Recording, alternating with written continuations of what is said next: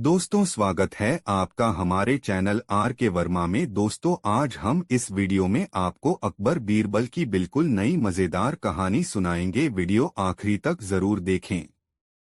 दोस्तों, एक दिन बादशाह ने बीरबल से पूछा, क्यों बीरबल, संसार के मनुष्यों की बुद्धि एक समान होती है व उसमें कुछ अंतर भी होता है? बीरबल ने जवाब दिया, पृथ्वीनाथ, क्या आपने इस कहावत को नहीं सुना है? सब सयानों का एक मत, यानी और सब बातों में तो लोगों की बुद्धि में विभेद पाया जाता है, परंतु स्वार्थ सिद्धि में सबकी मति एक समान ही देख पड़ती है।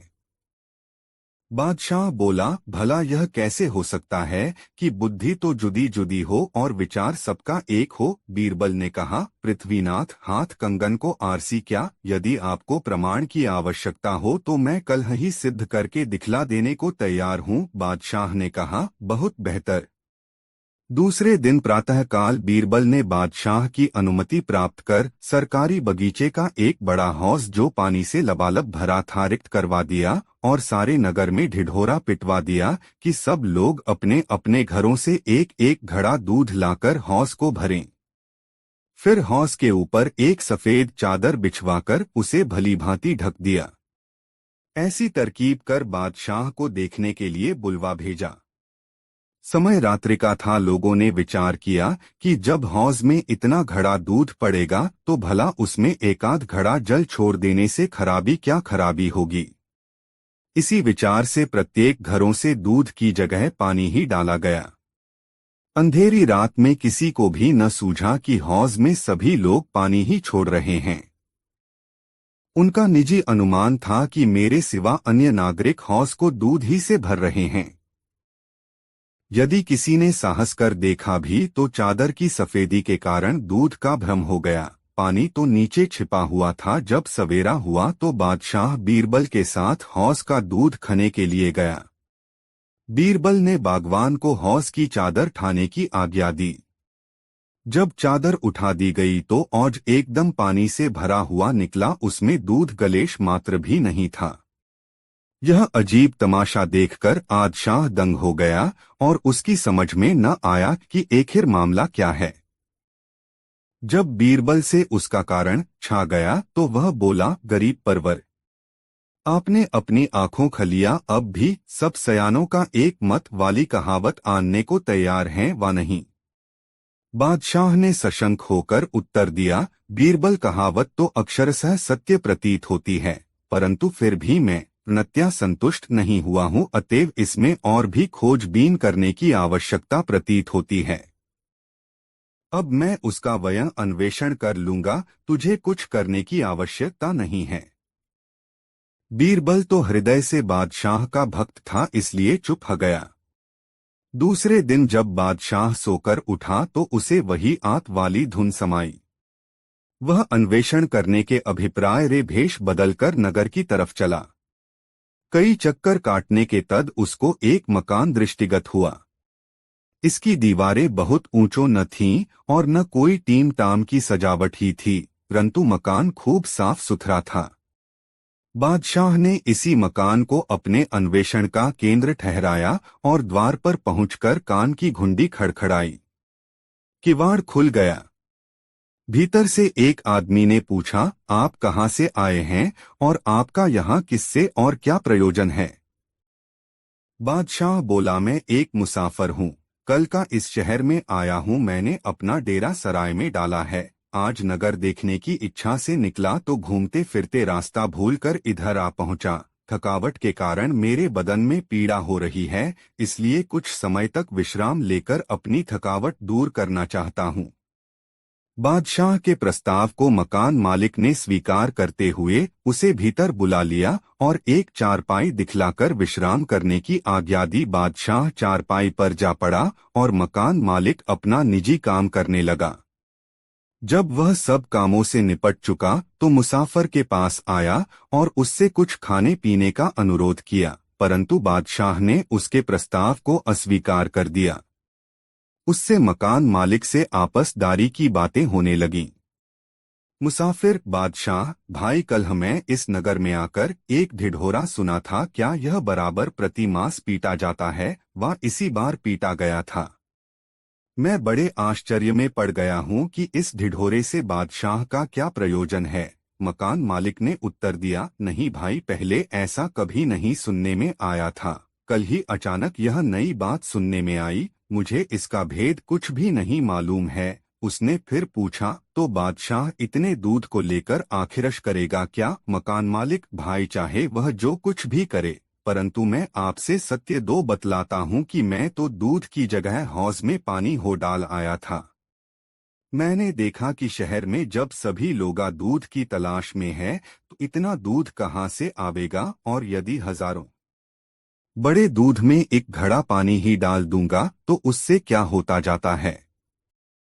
बादशाह ने मुस्कराकर कहा, बेशक युक्ति तो आपने अच्छी निकाली, परंतु यह बात कहीं बादशाह की कानों तक पहुँचे तो फिर आपकी कौन सी दुर्गति हो, इस पर भी आपने कुछ विचार किया था? मकान मालिक ने कहा, भाई यह बात किसी प्रकार प्रकट नहीं हो सकती। बादशाह ने सोचा कि अब अपना असली स्वरूप इस पर प्रकट कर देना चाहिए ताकि अपनी धूर्तता पर इसे पश्चाताप हो। वह तुरंत अपना ऊपरी लिबास हटाकर शाही लिबास में प्रकट हुए। मकान मालिक बड़ा भयभीत हुआ और उसका मुख मलिन हो गया। तब बादशाह उसे ढांढस बंधाते हुए बोले, तुम घबराओ नहीं, इससे तुम्हारा कोई अनिष्ट न होगा। फिर असल बात तो यह है कि आपने अपने मूत्र से ही अपना दोष स्वीकार किया है। सुनो, मैं यहाँ किसी अपराधी को दंड देने के अभिप्राय से नहीं आया हूँ, केवल मुझे झूठ सब की जांच करनी थी। जो मैं शाही लिबास में आया होता तो यह बात मुझे न मालूम होती। इस प्रकार उस मकानदार को निर्भय कर बादशाह अपने चेहरे को फिर नकली लिबास में ढक लिया और उससे विदा हो एक दूसरे धनी के घर जा पहुँचे। यह धनी अपनी दयालुता के कारण सारे नगर में विख्यात हो रहा था। बादशाह ने उससे भी अपनी वही पहली युक्ति निकाली, यानी अपने को बहुत थका मांदा बतलाकर थोड़ी देर के लिए आश्रय मांगा। वह रईस बादशाह की थकावट सुन दद्याद्र होकर बोला, मियाँ मुसाफिर, यह घर आपका ही है, आप सानंद जितनी देर जी चाहे विश्राम कर लो। वह सामने कईरी चारपाइयाँ पड़ी हुई हैं, वहां पर आपको सब प्रकार का सुपास मिलेगा। बादशाह ने कहा, महाशय जी, मैं अपने भार से आपको दद्याने नहीं आया हूँ, बल्कि थोड़ी थकावट मिटाकर राही हो जाऊंगा। फिर उन दोनों में देशकाल की बातें छिड़ी। बातों दो में फंसाकर बादशाह ने फिर उससे वही बात छेड़ी। तब रईस बोला, भाई, किफायत सभी को पसंद है। दूसरे लोगों ने चाहे भले ही दूध डाला हो, परंतु मैंने तो पानी ही डाला है। बादशाह ने कहा, परंतु इस पर आपने आगा पीछा का विचार नहीं किया, नहीं तो दूध की जगह पानी न डालते। अगर किसी प्रकार यह बात बादशाह को प्रकट हो जाएगी तो आप राजाज्ञा भंग करने के अपराधी होंगे। धनाढ़ ने कहा, सितरा मेरे और आपके दूसरा कोई भी मनुष्य इस बात को नहीं जानता। यदि तुम नहीं कहोगे तो बादशाह किसी प्रकार नहीं जान सकता। बादशाह ने अपना नकली लिबास उतार कर अलग रख दिया और उसके देखते दो असली लिबास में हो गया। काटो तो बदन में लोहू नहीं। बेचारा धनाढ़ एकदम ठिठुक गया, उसके हवास गुम हो गए। तब बादशाह उसे आश्वासन देते हुए बोला, चिंता करने की कोई बात नहीं है। जैसे आपने किया है उसी प्रकार सभी लोग अपने दो घर किया करते हैं, परंतु उसके लिए किसी को दंड नहीं दिया जाता। उसे धीरज दे। बादशाह शाही पोशाक बदलकर चला गया और बीरबल के पांडित्य की सतत प्रशंसा की। दोस्तों, वीडियो को लाइक जरूर कर दे। दो लोग कहा करते हैं कि संतान पर माता पिता के खून का बड़ा असर पड़ता है, सो प्रत्यक्ष देखने में भी आया। बादशाह और दीवान के मैत्री का प्रभाव उनके लड़कों पर भी पड़ा। वे आपस में बड़े मित्र हो गए। यहाँ तक नौबत पहुंची कि वे दोनों अपना सारा कारोबार छोड़कर मैत्री भाव का पालन करने लगे। यह बात बढ़ते दो बादशाह के कान तक पहुंची, जिस कारण वह बहुत क्षुभित हुआ और उनकी मैत्री भंग करने का उपाय सोचने लगा।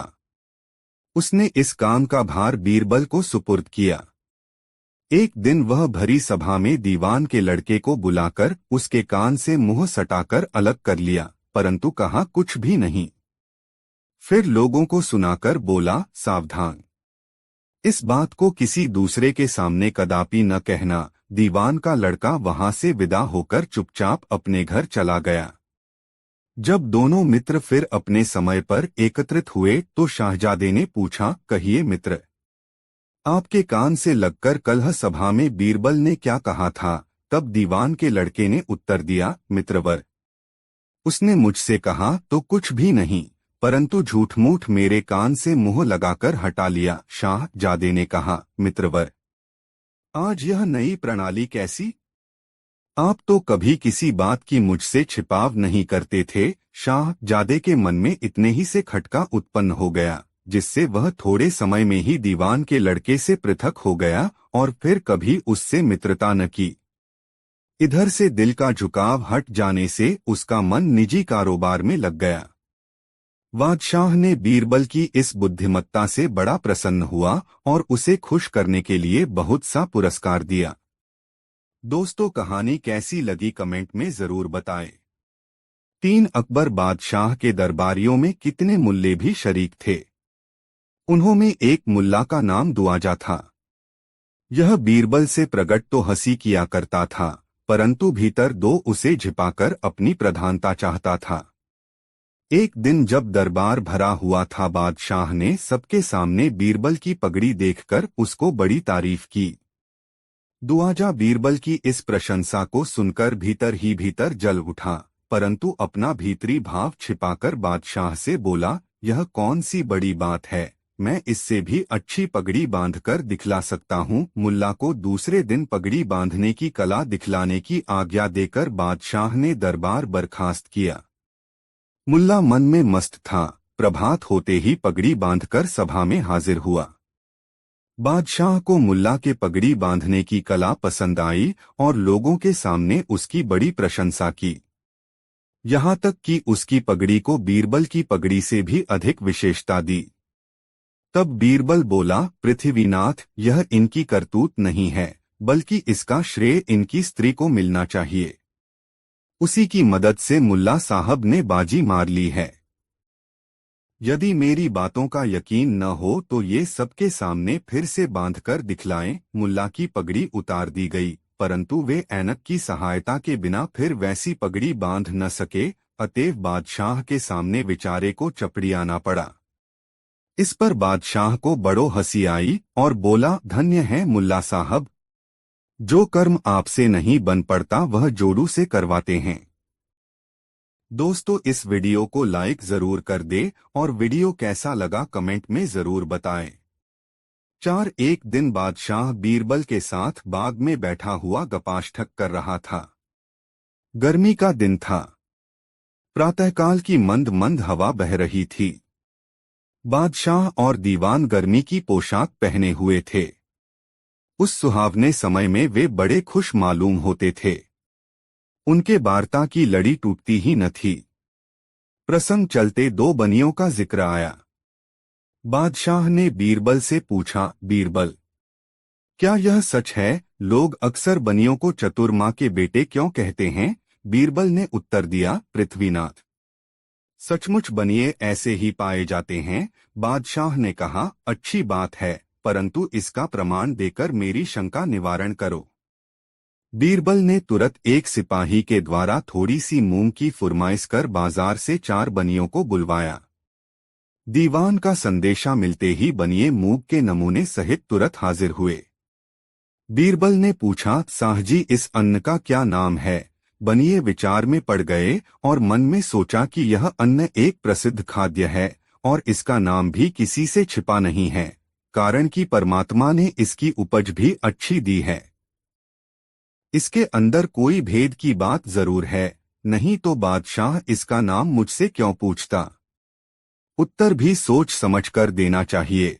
4 बनियों ने मिलकर एक मत किया। उन्होंने सोचा कि यदि मूंग को मूंग ही बतलाया जाए तो बादशाह इससे प्रसन्न नहीं होने का, तब आखिर ऐसा कौन सा नाम बल्लावे की बादशाह की प्रसन्नता हो। अभी इनका मिसकाउट चल ही रहा था कि इसी बीच बादशाह ने फिर पूछा, क्यों साहजी, आप लोग अभी तक क्या सोच रहे हैं? इसका नाम क्यों नहीं बतलाते? थोड़ी सी मूंग हाथ में उठाकर एक बनिए ने उत्तर दिया, पृथ्वीनाथ, यह तो मुझे उड़द जान पड़ती है।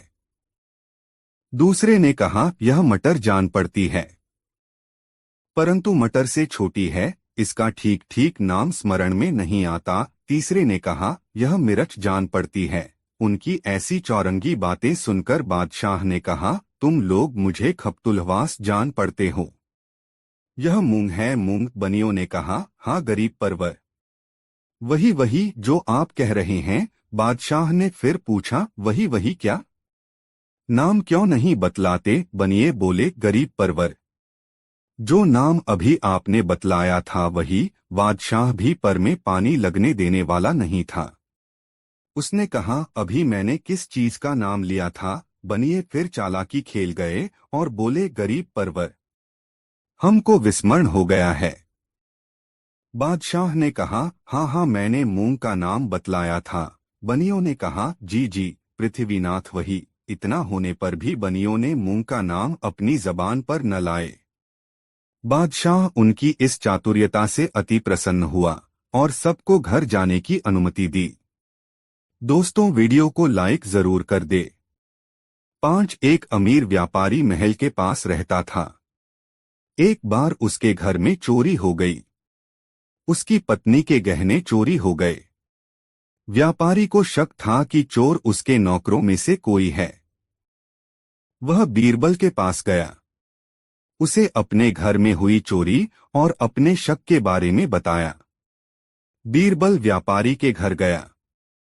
उसने सब नौकरों को इकट्ठा किया और जोर से पूछा, घर से गहने किसने चुराए हैं? सभी नौकरों ने सिर हिलाकर चोरी से इनकार किया।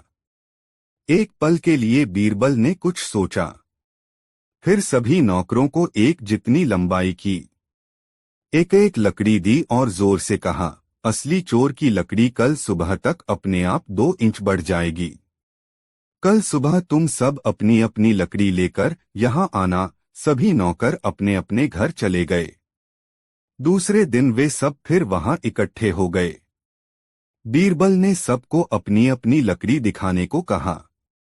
एक नौकर की लकड़ी 2 इंच छोटी थी। बीरबल ने जोर से कहा, यही चोर है। जेल के दरबान उस नौकर को पकड़ कर ले गए। व्यापारी ने बीरबल से पूछा, आपने उसे कैसे पकड़ा? बीरबल ने उत्तर दिया, यहाँ आने से पहले असली चोर ने अपनी लकड़ी को 2 इंच काट लिया था। उसे डर था कि उसकी लकड़ी सुबह तक 2 इंच बढ़ गई होगी। दोस्तों, कहानी कैसी लगी कमेंट में जरूर बताएं। 6 एक दिन बादशाह अकबर ने अपने कुछ खास मित्रों को दावत के लिए आमंत्रित किया। बीरबल भी वहां थे। कई प्रकार के लजीज व्यंजन परोसे गए थे और सभी ने दावत का लुत्फ लिया। रात के खाने के बाद मेहमानों ने मनोरंजन के लिए अनुरोध किया। एक प्रसिद्ध कहानीकार को बुलाया गया। उसने अपने हास्य की कहानियां सुनानी शुरू कर दी। अकबर और उसके मेहमान कहानियों पर दिल खोलकर हंसने लगे। अकबर उस कहानीकार से बहुत खुश हुआ और उसने कहानीकार को सोने के सिक्कों की थैली भेंट की। वास्तव में बादशाह को कहानियां सुनने में बहुत अधिक रुचि थी और वह कहानीकार कहानी सुनाने में निपुणा था। उसने बादशाह से सोने के सिक्कों की थैली ले ली और आदरपूर्वक उनके सामने झुककर अभिवादन किया। उसने कहा, आप सभी राजाओं में सबसे महान हैं। वास्तव में आप ईश्वर से भी महान हैं। जैसे ही कहानीकार ने यह बात कही, दरबार में सन्नाटा छा गया। मंत्रियों ने सोचा, ईश्वर से महान? एक हंसन ईश्वर से महान कैसे हो सकता है? कहानीकार ने जो कुछ भी कहा उसे सुनकर अकबर बहुत खुश हुआ। हालांकि वह जानता था कि कहानीकार प्रशंसा के साथ कुछ ज्यादा ही बोल गया, पर अपने आसपास के चेहरों को हैरान देखकर हंसने लगा। उसने कुछ मजा लेने का सोचा। जब कहानीकार चला गया, तब बादशाह अपने मेहमानों और मंत्रियों की तरफ मुड़ा और बोला, उस आदमी ने जो कुछ भी कहा है, क्या आप सभी उससे सहमत हैं? क्या आपको लगता है कि मैं ईश्वर से महान हूँ? मेहमान और मंत्री शांत थे। वे नहीं जानते थे कि क्या उत्तर दें। निश्चित रूप से बादशाह का अपमान होता और वह उन्हें सजा दे सकते थे। अकबर उन्हें चिढ़ा रहे थे। उन्होंने कहा, मैं बहुत खुश हूं कि आप मुझे भगवान से भी बड़ा मानते हैं। अब मुझे यह बताओ कि मैं भगवान से महान क्यों हूं? मेहमानों और मंत्रियों ने एक दूसरे की तरफ देखा। वह पूरी तरह से निरुत्तर थे। अकबर ने बीरबल की तरफ देखकर कहा, बीरबल बताओ मुझे, तुम्हें मैं भगवान से बड़ा क्यों लगता हूं? बीरबल ने कहा, जहांपना, आप कुछ ऐसा कर सकते हैं जो भगवान भी नहीं कर सकते। आप अपने राज्य से दुष्ट आदमी को निर्वासित कर सकते हैं। भगवान ऐसे नहीं कर सकते हैं, हालांकि वह ब्रह्मांड के मालिक हैं, परंतु क्या वह इंसान को कहीं और भेज सकते हैं? इसलिए आप भगवान से भी महान हैं। अकबर की हंसी छूट गई। उन्होंने इस तरह के एक जवाब के बारे में सोचा भी नहीं था। उन्होंने कहा, प्रिय बीरबल, आपकी बुद्धि का कोई मुकाबला नहीं है। मेहमानों और मंत्रियों ने राहत की सांस ली। वह सभी बीरबल के जवाब पर हंसने लगे। दोस्तों, इस वीडियो को लाइक जरूर कर दे और वीडियो कैसा लगा कमेंट में जरूर बताएं। साथ दोस्तों, अकबर के दरबार में बहुत से दरबारी थे। उनमें सुल्तान खां बहुत धूर्त था। जब भी मौका मिलता वह बादशाह के कान भरता रहता। वह हमेशा बीरबल का विरोध करता था, किंतु वह यह भी जानता था कि बादशाह अकबर बीरबल को बहुत ज्यादा चाहते हैं। वह दरबार में अपनी हैसियत मजबूत करना चाहता था। वह चाहता था कि उसके बेटे को दरबार में कोई पद मिल जाए। इसके लिए मौका मिलते ही जहांपनाह से उसकी सिफारिश करूंगा। बीरबल की तेज आंखों से यह बात छिपी हुई न रह सकी। उन्होंने सोचा, मैं हर दिन अपने बेटे को दरबार में ले जाया करूंगा और मौका मिलते ही जहांपनाह से उसकी सिफारिश करूंगा। बीरबल की तेज आंखों से यह बात छिपी हुई न रह सकी। उन्होंने सोचा कि सुल्तान खां अपने शैतान बेटे को अपने साथ लाने लगा है। दरबार में खंजाची का पद खाली है। वह इस पर अपने बेटे को नियुक्त कराना चाहता है। एक बार की बात है, दरबार लगा हुआ था। तभी अकबर ने देखा कि सब लोग आ गए हैं। बीरबल अभी तक दरबार में नहीं आए हैं। उन्होंने पूछा, बीरबल कहाँ हैं? उनके पास खड़े हुए सेवक ने बताया, वे अभी तशरीफ नहीं लाए जहांपना। अकबर के चेहरे पर थोड़ी नाराजी दिखाई दी। सुल्तान खां ने बादशाह की ओर देखा और मन ही मन खुश हुआ। उसने अपने बेटे से कहा, बादशाह सलामत बीरबल से नाराज लग रहे हैं। यही मौका है अपनी बात कहने का। वह अपनी जगह से उठा और बादशाह से निवेदन किया, जहांपना, आजकल बीरबल दरबार के प्रति लापरवाह हो गए हैं। उन्हें दरबार के वक्त का पाबंद तो होना ही चाहिए। अकबर ने कहा, लगता है उन्हें सबक सिखाना पड़ेगा। सुल्तान खां ने उनकी हाँ में हाँ मिलाई और बोला, जी जहांपना। इस पर अकबर ने सुल्तान खां से कहा, सुल्तान खां तुम ही कोई तरीका बताओ। सुल्तान खां बोला, जी, आज आप उनकी कोई बात नहीं सुनिएगा। वे कुछ भी कहें उसका एक ही जवाब दीजिएगा, नहीं। बादशाह अकबर ने उसकी बात का समर्थन करते हुए कहा, ठीक है।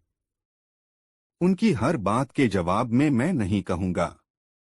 अकबर ने मन में सोचा, यह बीरबल को फंसाने की नई चाल है। देखते हैं कि इस बार बीरबल अपना बचाव किस प्रकार करते हैं। कुछ देर बाद बीरबल, तुम्हें देर कैसे हो गई? बीरबल ने उत्तर दिया, जहांपना, मेरी पत्नी की तबीयत ठीक नहीं थी, इसलिए। अकबर बोले, हमें तुम्हारी बात का यकीन नहीं है। बीरबल समझ गए कि इसमें जरूर सुल्तान खां की कोई चाल है। फिर भी उन्होंने कहा, मैं सच कह रहा हूं, जहांपना। मैं माफी चाहता हूं। नहीं, माफी नहीं मिलेगी। अकबर ने सीधा सा उत्तर दिया। ठीक है जहांपना, तो फिर राजकाज के मामले निपटाए जाएं। बीरबल ने निवेदन किया। इस पर अकबर ने फिर नहीं में उत्तर दिया। बीरबल समझ गया कि आज बादशाह हर बात पर नहीं कहेंगे। उन्होंने पुनः निवेदन किया, तो फिर मुझे घर जाने की आज्ञा दी जाए। किंतु अकबर ने फिर कहा, नहीं, हरगिज नहीं। बीरबल ने देखा कि सुल्तान खां के चेहरे पर मुस्कान है। वह अपने बेटे से धीरे धीरे कुछ वह कह रहा था। तभी बीरबल को एक नई युक्ति सूझी। उन्होंने निवेदन किया, जहांपनाह, आपसे एक प्रार्थना है, सुल्तान खां के बेटे को नया खजांची नियुक्त कर दें। बादशाह अकबर तो आज नहीं कहने का मन बना चुके थे। उन्होंने जोर देकर कहा, नहीं बीरबल, नहीं। बीरबल ने झुककर आदाब किया और बोले, आपकी जैसी मर्जी जहांपना। अकबर समझ गए कि बीरबल ने सुल्तान खां के तीर से ही सुल्तान खां को घायल कर दिया है। उनके चेहरे पर मुस्कुराहट आ गई। दूसरे दिन दरबार में बीरबल ने देखा कि सुल्तान खां और उसका बेटा दोनों अनुपस्थित थे। वह मन ही मन बोले, चलो, उस धूर्त से छुटकारा मिला। दोस्तों, यह कहानी कैसी लगी कमेंट में जरूर बताएं। 8 दोस्तों, अकबर के राज्य में एक कंजूस था जो एक झोंपड़ी में रहता था और उसने अपना सारा धन सोने के सिक्कों के रूप में जमा किया था। एक दिन उसकी झोंपड़ी में आग लग गई और वह जलने लगी। कंजूस बाहर खड़ा होकर बहुत जोर जोर से रोने लगा, लेकिन उसकी अंदर जाने की हिम्मत नहीं हो रही थी। तभी वहां से एक व्यापारी गुजरा और उसने पूछा, तुम अपनी इस टूटी फूटी झोंपड़ी के लिए क्यों रो रहे हो, जिसकी कोई कीमत नहीं है? कंजूस, उसमें मेरी सारी जमा पूंजी है। व्यापारी, वह लगभग कितनी होगी? कंजूस, 100 सोने के सिक्के। व्यापारी, अगर मैं अपना जीवन दांव पर लगाकर अंदर जाऊं तो तुम मुझे क्या दोगे? कंजूस, 1 सोने का सिक्का। व्यापारी, मैं अपना जीवन दांव पर लगा दूंगा और तुम मुझे केवल 1 सिक्का दोगे। ऐसा नहीं होगा। मैं ऐसा तभी करूंगा जब तुम मुझसे वादा करोगे कि तुम मेरी पसंद की ही चीज दोगे। कंजूस पहले तो आनाकानी करने लगा, पर फिर मान गया। व्यापारी अंदर घुसा और जहां कंजूस ने बताया था वहां से वह खजाना निकाल कर ले आया। व्यापारी उस व्यक्ति से बोला, तुमने कहा था मैं तुम्हें वही दूंगा जो मुझे पसंद होगा। मैं सारे सिक्के रखूंगा और तुम यह थैला रख लो। कंजूस वहां खड़ा होकर जोर जोर से चिल्लाने लगा, जब तक कुछ लोगों ने बीरबल तक यह बात पहुंचा दी। व्यापारी ने बीरबल को सारी बात समझाई। बीरबल ने कंजूस से पूछा कि जो व्यापारी कह रहा है वह सब ठीक है। कंजूस ने बात मान ली। बीरबल, व्यापारी, तुमने कंजूस को वही देने को कहा जो तुम्हें पसंद था। तुम्हें तो सोने के सिक्के पसंद हैं ना? व्यापारी, हाँ, लेकिन बीरबल, अगर तुम्हें सिक्के पसंद हैं तो तुम वो उस व्यक्ति को दो। व्यापारी को आखिर ऐसा करना पड़ा। शिक्षा, हमें अपने शब्दों का चयन समझदारी से करना चाहिए, वरना हम परेशानी में आ सकते हैं। भाषा हमारे विचारों के संप्रेषण का एकमात्र स्रोत है, लेकिन अगर हम इस संप्रेषण में शब्दों का चयन सोच समझकर न करें तो पूरी बातचीत में केवल समय व कभी कभी धन की बर्बादी भी हो सकती है। दोस्ती, वीडियो को लाइक जरूर कर दे। 4 बीरबल के साथ अकबर की एक नई कहानी। एक बार अकबर ने एक सोने का प्याला बनवाया और इसे अपने दरबार में रखवाया। अकबर ने सोचा कि यदि कोई बता सकता है कि इसमें कितने लीटर सोना है तो उसे यह प्याला उपहार में मिलेगा। इस पर बीरबल ने कहा, हुजूर, मैं इसे उल्टा लेकर इसका वजन नाप सकता हूं। अकबर ने सहमति दी और बीरबल ने प्याले को उल्टा कर लिया। बीरबल ने फिर एक बड़ी थाली लेकर उसमें सोने को डाला और फिर प्याले को उसमें तेल डालकर तेल की निकासी की। इसके बाद बीरबल ने जल्दी से थाली का वजन नापा और फिर प्याले का वजन नापा। बीरबल ने अकबर से कहा, हुजूर, इसमें 10 किलो सोना है। अकबर ने हैरानी से पूछा, कैसे पता चला? तो बीरबल ने जवाब दिया, हुजूर, जैसे ही मैंने प्याले को तेल में डाला, इसने तेल का वजन बढ़ा दिया, और जब मैंने प्याले को थाली में डाला, उसके वजन से तेल का वजन काट दिया। इससे सोने का सटीक वजन पता चल गया। अकबर ने बीरबल की चालाकी को सराहा और उन्होंने उसे इस प्याले का इनाम दिया। इस प्रकार बीरबल ने अकबर के सवाल का बेहतर और होशियार तरीके से जवाब दिया। दोस्तों, वीडियो को लाइक जरूर कर दे। 5 बीरबल और अकबर की एक नई कहानी। एक दिन बादशाह अकबर ने अपने दरबार में एक परीक्षण रखा। उन्होंने सभी विशाल खजाने को देखा और कहा, जो भी मेरे लिए सबसे अनमोल वस्त्र लाएगा, उसे बहुत बड़ा इनाम मिलेगा। सभी मंत्रियों ने बहुत सोच समझकर अपने सबसे शानदार कपड़े लाए, परंतु अकबर ने उन्हें संतुष्ट नहीं किया। बीरबल ने आते हुए उनसे पूछा, समस्या क्या है हुजूर? अकबर बोले, मुझे उसका वस्त्र चाहिए जो किसी भी अन्य वस्त्र से अधिक अनमोल हो। बीरबल ने मुस्कुराते हुए कहा, हुजूर, मैं एक सुझाव देना चाहूं।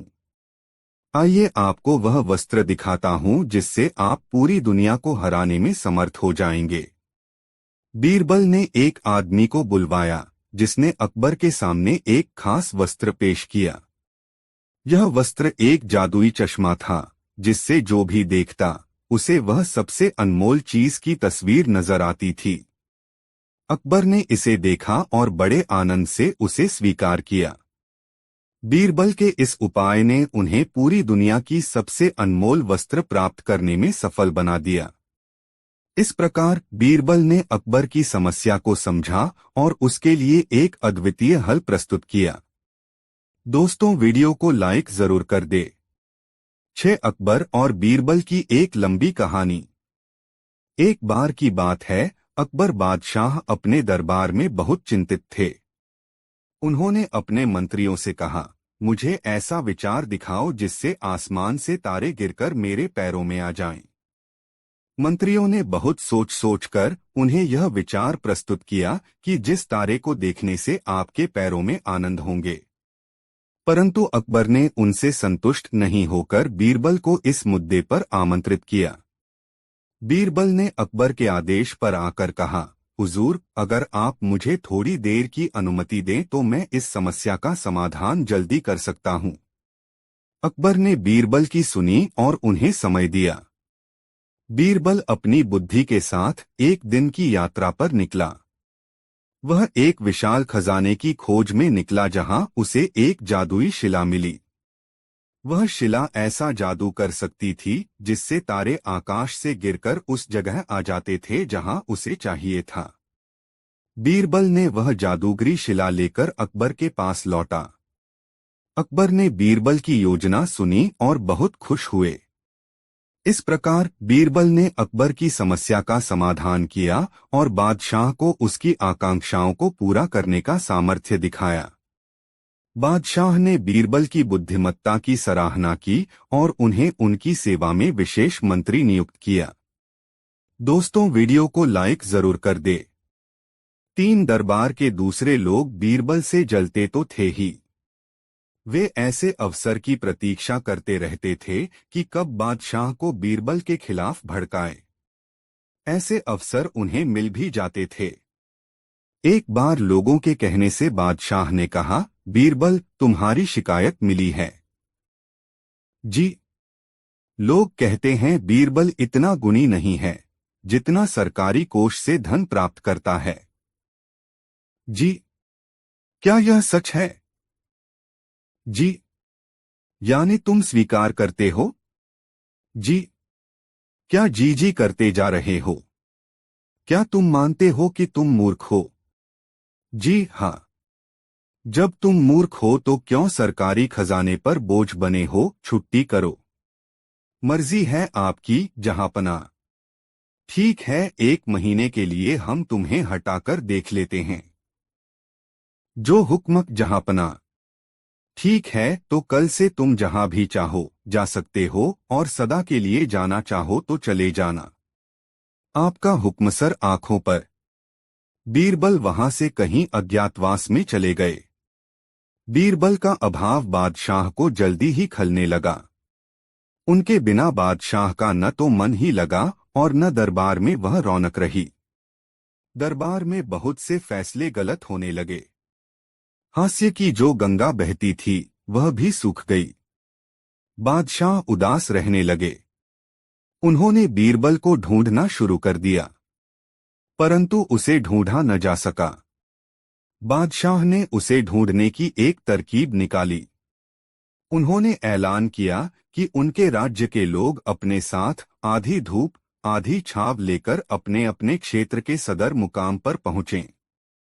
पूरे राज्य में केवल एक गांव ही ऐसा पाया गया जहां के लोग अपने सदर मुकाम पर आधी धूप और आधी छाव लेकर पहुंचे। वे लोग अपने अपने सिर पर ऐसी चारपाइयां उठाए हुए थे जो इस तरह बुनी थीं कि उनमें बड़े बड़े छिद्र थे। उनकी परछाई में धूप का भाग भी था। बादशाह को अपनी सूझ से आंशिक सफलता मिली। उन्हें विश्वास हो गया कि इस गांव में कोई बुद्धिमान व्यक्ति रहता है। अपनी बात की पुष्टि के लिए उन्होंने कहलवा भेजा कि उस गांव के सभी कुओं की दावत बादशाह के महल में है। सब कुएं महल में आए। गांव वालों ने दावत में अपने कुएं न भेजे तो सजा दी जाएगी। गांव वाले घबरा गए, परंतु उस गांव में तो बीरबल था। गांव वालों ने उनसे इसका उपाय पूछा। बीरबल ने कहा, चिंता मत करो, यह कठिन नहीं है। क्या किया जाए? बादशाह का आदेश है कि कुएं दावत में न भेजे तो सजा दी जाएगी। आप कहते हैं कठिन प्रश्न नहीं है। आसान बात है, घबराए नहीं। तो बताइए ना। बादशाह के पास खबर भेज दो कि दावत में आने के लिए हमारे सब कुएं सहमत हैं, मगर उन्होंने एक शर्त लगाई है। हमारे कुएं तभी उस दावत में आएंगे जब उन्हें बुलाने के लिए बादशाह के महल का कुआं आएगा। वे आदमी के साथ या अकेले नहीं आएंगे। वे भी इज्जतदार कुएं हैं। बादशाह को अब संदेह न रहा कि उस गांव में बीरबल मौजूद है। उन्होंने पत्र भेजकर बीरबल को बुला लिया। बादशाह प्रसन्न हो गए। वे बीरबल के बिना बहुत परेशान हो रहे थे। दोस्तों, इस वीडियो को लाइक जरूर कर दें। 4 बादशाह ने एक दिन पूछा, सबसे कृतज्ञ कौन और सबसे कृतघ्न कौन है? बीरबल ने कहा, इसका उत्तर मैं दरबार में दूंगा। कई दिनों के बाद बीरबल दरबार में 2 प्राणियों को लाया। उनमें एक कुत्ता था और दूसरा जमाई। बादशाह ने पूछा, ये कौन हैं? और यह कुत्ता क्यों लाए हो? बीरबल ने उत्तर दिया, जहांपना, एक कृतज्ञ है और दूसरा कृतघ्न है। मतलब समझाओ। ये कुत्ता वफादार है, स्वामिभक्त और कृतज्ञ है। इसे गलती पर मारा पीटा जा सकता है, तब भी कुछ देर बाद दुम हिलाएगा, आपके हाथ चाटेगा। यह बड़ा कृतज्ञ होता है। दूसरा यह जमाई है। इसे बेटी दे दो, सब कुछ दे दो, परंतु इसे सब्र या संतोष नहीं होता, तब भी अकड़ा रहेगा। यह कृतघ्न होता है। बादशाह को क्रोध आ गया। उसने आदेश दिया, जमाई को फांसी दे दी जाए। बीरबल बोले, जहांपना, यह गलत है। इसे फांसी देना उचित न होगा। क्यों? क्योंकि मैंने अपने ही जमाई के लिए नहीं कहा। यह बात हर जवाई पर लागू होती है। किस किस को फांसी देंगे? आप सभी किसी न किसी के जमाई हैं। मैं भी हूं और आप भी। बादशाह चौंक पड़े। वह सोच भी नहीं पाए थे कि जमाई तो वह भी हैं। जमाई तो बीरबल भी है। बादशाह अकबर और सभी दरबारी जोर जोर से हंसने लगे। बादशाह ने बीरबल के जमाई को माफ कर दिया और हमेशा की तरह बीरबल की बुद्धिमानी से प्रभावित हो गए। दोस्तों, वीडियो कैसा लगा कमेंट में जरूर बताएं। एक दरबार राठीला करके प्रसन्न हो रहा था। किसी दरबारी को ठिठोली कबार बादशाह अकबर के दरबार में हास परिहास का दौर चल रहा था। दरबारी ठिठोली करके प्रसन्न हो रहे थे। किसी दरबारी को ठिठोली सूझी और उसने बीरबल से कहा, जब खुदा रंग बांट रहा था तो आप कहाँ रह गए थे बीरबल साहब? यह सुनकर अन्य दरबारी हंसने लगे। बादशाह भी हंसे बगैर न रह सके। बादशाह सहित सभी दरबारी गोरे रंग के थे, उन सब में केवल बीरबल का ही रंग सांवला था। दरबारियों को लगा आज बीरबल की हेठी अवश्य होकर रहेगी। बादशाह भी पूछ बैठे, हाँ हाँ बीरबल बताओ, जब खूबसूरती बंट रही थी तब तुम कहाँ रह गए थे? दरबारी आशा कर रहे थे कि अब बीरबल कहेंगे मेरी बदसूरती में मेरा क्या दोष है। माँ बाप और संस्कार इसकी वजह हैं। मगर बीरबल तो बीरबल थे, उन्होंने बादब खड़े होकर कुछ दूसरी ही बात कही। वह बोले, जहां पनाह गुस्ताखी माफ हो, ऊपर वाला सिर्फ खूबसूरती ही नहीं बांट रहा था, बल्कि खूबसूरती के साथ साथ 3 चीजें और बांट रहा था। वे चीजें थीं दौलत, अक्ल और ताकत। मेरा नंबर जब आया तो मैं अक्ल यानी बुद्धि लेने उस तरफ भागा जहां वह बंट रही थी, और लोग जहां एक एक मुट्ठी में ही तसल्ली करके दौलत, ताकत और खूबसूरती लेने के लिए दौड़ रहे थे। ऐसे वक्त में मैं 4 मुट्ठी अक्ल के लिए वहां रुक गया था, बस बुद्धि के चक्कर में खूबसूरती, दौलत और ताकत को पाने से पीछे रह गया था। यह सुनकर बादशाह खिलखिलाकर हंसे। बीरबल ने बड़ी चतुराई से न सिर्फ उन सबकी खूबसूरती का ही बल्कि दौलत और ताकत का भी मजाक उड़ा डाला। दोस्तों, वीडियो को लाइक जरूर कर दे। एक दिन दरबार में बादशाह जब पधारे तो देखा कि बीरबल नहीं है। बीरबल के न रहने से कामकाज बिल्कुल बंद हो जाता था। आज दरबार में आने के लिए उन्हें ज्यादा ही देर हो गई थी। बादशाह ने अपने सेवक को बीरबल के पास भेजा। बादशाह का संदेश सुनकर बीरबल ने उस सेवक से कह दिया कि चलो मैं आता। सेवक को आए जब आधा घंटा बीत गया तो बादशाह का बड़ा आश्चर्य हुआ। उन्हें बीरबल की प्रतीक्षा असहनीय हो उठी। उन्होंने दूसरे सेवक को भेजा। इस सेवक को भी बीरबल ने वापस कर दिया। सेवक ने आकर कहा, जहां पनाह, वे कह रहे हैं चलो मैं आता हूं। बादशाह को सुनकर ढाढ़स बंधा। 1 घंटा फिर बीत चला किंतु बीरबल का कहीं पता नहीं था। बादशाह झुंझला उठे। अब बीरबल के विरोधियों को अवसर मिल गया। उन्होंने बीरबल की निंदा करके बादशाह के गुस्से को और भी भड़का दिया। इस बार उन्होंने हथियारबंद 2 सिपाही भेजे और हुक्म दिया कि बीरबल को पकड़कर ले आओ।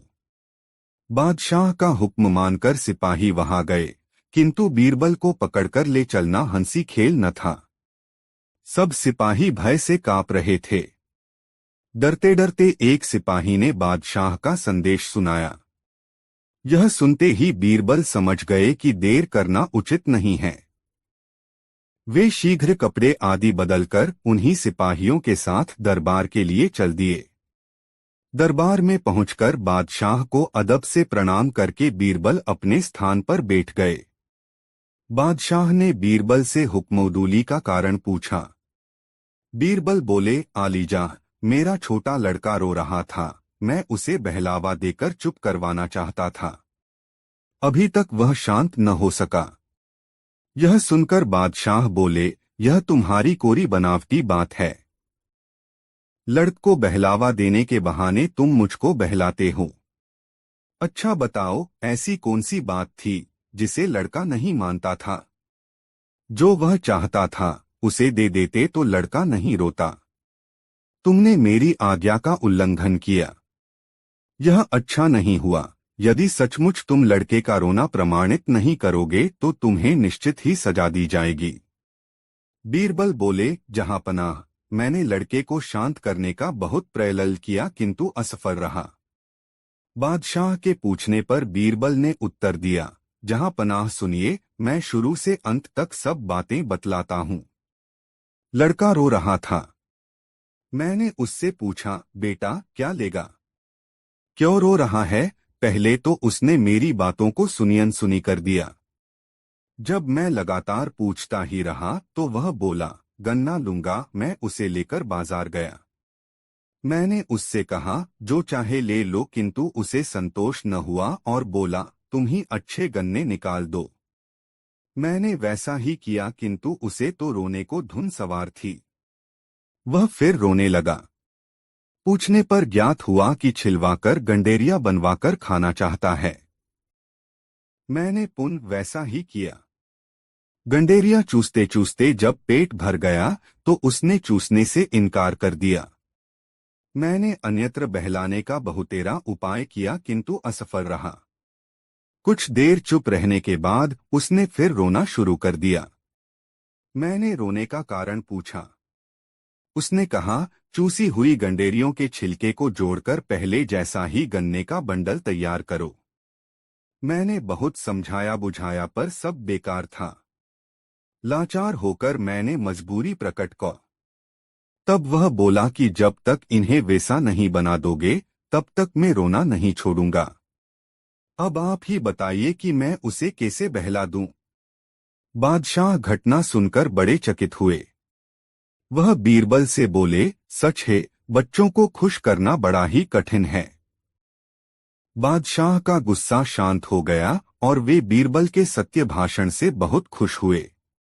दोस्तों, वीडियो को लाइक जरूर कर दे, कमेंट में बताएं वीडियो कैसा लगा।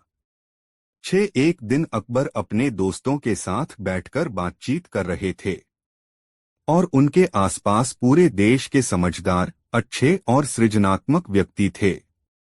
वे कह रहे थे, अकबर ने बीरबल को थप्पड़ मारा बिना किसी कारण के। लेकिन बादशाह को तो कोई थप्पड़ नहीं मार सकता, लेकिन वह थप्पड़ कहाँ गया?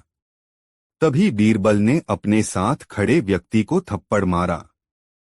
सबने सोचा, यह तो अजीब है। अब जिस व्यक्ति को थप्पड़ लगा उसने अनोखा उत्तर दिया। उसने पूछने की बजाय अपने साथ खड़े व्यक्ति को थप्पड़ मारा। और उस व्यक्ति ने सोचा शायद यह दरबार का चलन है, तो उसने अगले व्यक्ति को थप्पड़ मारा। इस तरह थप्पड़ पूरे दरबार में फैल गया। उसी रात अकबर की पत्नी ने उन्हें थप्पड़ मारा। तब उन्होंने पूछा, आपने मुझे क्यों मारा? वह बोली, यह क्या प्रश्न है? यह तो एक खेल है। अकबर बोले, तुम्हें किसने कहा यह एक खेल है? वह बोली, हमने पूरा दिन सुना कि आपके दरबार में एक अनोखा खेल शुरू हुआ है, जिसका नियम यह है कि जो आपको मारे आप उसे वापस नहीं मार सकते, आपको किसी और को ढूंढना पड़ता है। और किसी ने मुझे थप्पड़ मारा, इसलिए आपका थप्पड़ आपके पास वापस आ गया। अब खेल पूरा हुआ। इस कहानी से शिक्षा, हर तरह के चाल ढाल और काम की अनचाही शुरुआत होती है। इस संसार में हजारों खेल चल रहे हैं जिसके हम सब भागीदार हैं। थप्पड़ या फिर कोई अच्छा परिणाम आप तक देरसवेर पहुंच ही जाता है। वह कहाँ जाएगा? अच्छे कार्य आपको इनाम दिलाते हैं, जबकि आपके बुरे विचार या कार्य आपको सजा भी दिलाते हैं। शायद हम भूल जाते हैं हमने कब शुरुआत की। संसार बड़ा है, आप तक लौटने में समय लगता है, लेकिन हर चीज अपने स्रोत तक वापस आ जाती है। यह जीवन के मूल नियमों में से एक है। 100 दोस्तों, वीडियो को लाइक जरूर कर दें। साथ एक बार बादशाह अकबर ने दरबार में यह घोषणा कार्रवाई की उनका पोता पूरे देश में सबसे सुंदर बच्चा है। वह अपने नवजात पोते को बहुत प्यार करते थे। अकबर अपने पोते से इतना अधिक प्यार करते थे कि उस बच्चे के जन्म के बाद अकबर मुश्किल से सम्राट के रूप में अपने कर्तव्यों पर ध्यान केंद्रित कर पा रही थे। वह बच्चे के साथ पूरा दिन खेलते रहते थे। इससे सभी मंत्री बहुत परेशान हो गए। इसलिए जब अकबर ने कहा कि उसका पोता देश का सबसे सुंदर बच्चा है, तो बीरबल ने कहा, जहां पनाहा, कृपया नाराज न हुआ। राजकुमार निसंदेह बहुत खूबसूरत हैं, पर मेरे ख्याल से और भी बच्चे हैं जो इनसे भी ज्यादा सुंदर हैं। अकबर ने जब यह सुना तो वे बहुत क्रोधित हुए। उसने कहा, तुम ऐसा कैसे कह सकते हो? मैं सभी मंत्रियों को यह आदेश देता हूं कि वह उस बच्चे को लेकर आएं जिसे वह सांप से ज्यादा सुंदर समझते हैं। यदि वह बच्चे मेरे पोते से ज्यादा सुंदर हुए तो मैं सहमत हो जाऊंगा, जैसा बीरबल ने कहा है।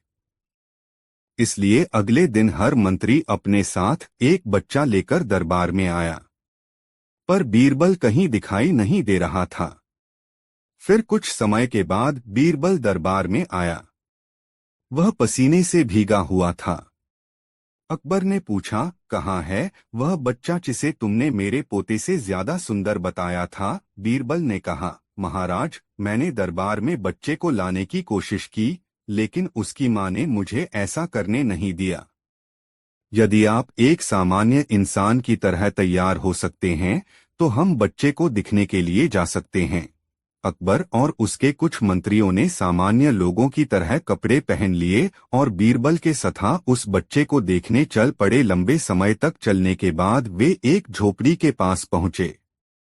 एक बच्चा झोपड़ी के बाहर गंदगी के ढेर पर खेल रहा था।